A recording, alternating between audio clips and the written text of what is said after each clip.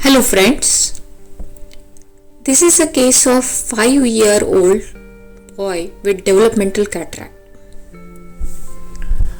But there is something unusual.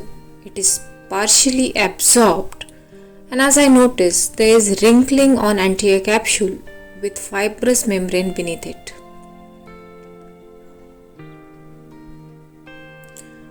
The greatest challenge in this case would be making anterior capsulorhexis.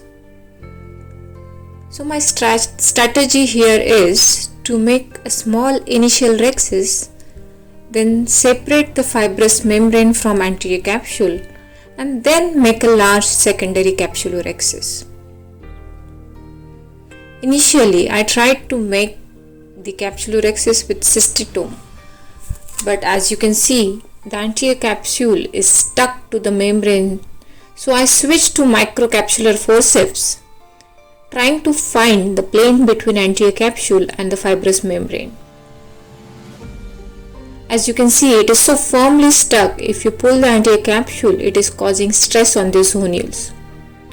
And finally, I find the right plane and complete the small capsulorhexis.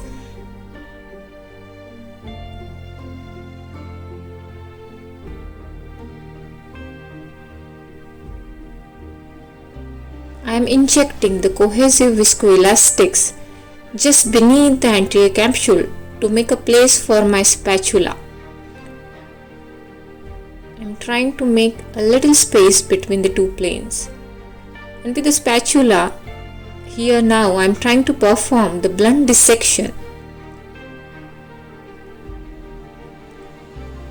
After making the small area of dissection, I inject the viscoelastics repeatedly and continue the blunt dissection, and slowly the anterior capsule is getting separated.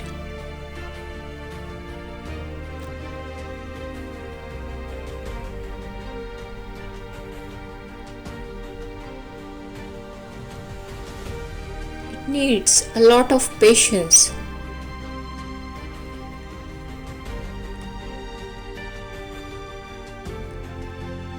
As you can see, there is enough space between the two layers, and finally the membrane becomes completely separated from the anterior capsule. It's free from its adhesions, but still it is attached superiorly. Meanwhile, I aspirate the remaining semi-liquefied lens material with bimanual irrigation and aspiration. Now the last task is taking out the fibrous membrane out of the eye. I try to dissect the superior adhesions with injecting the cohesive viscoelastic between anterior capsule and the membrane, and the finally membrane is free, and I pull it out with the microcapsular forceps in toto.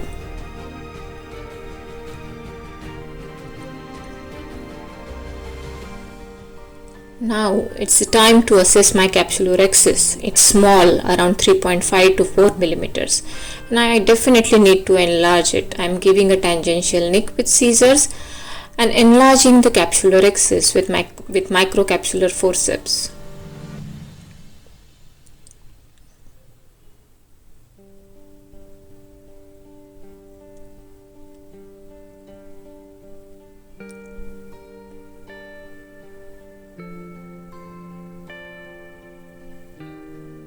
The final rhexis turns out to be a bit larger than I would like to have. It's around 5.5 to 6 millimeter in size. I always do primary posterior capsulorhexis in all pediatric cataract. I'm giving a nick with cystitome and then injecting a small amount of viscoelastics in Berger space and completing the posterior capsulorhexis.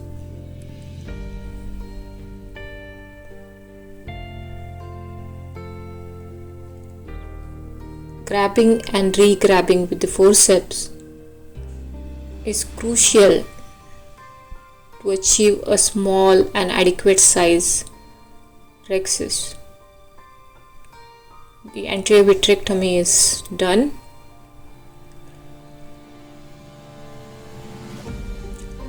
And after injecting the cohesive viscoelastics between the anterior capsule and the posterior capsule, 3-piece IOL is inserted in the bag.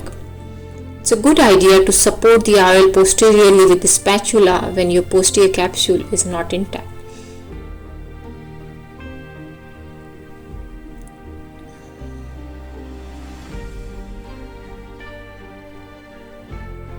Finally, the anterior chamber is checked for any vitreous with triamcinolone, and anterior chamber is washed thoroughly, and that's it.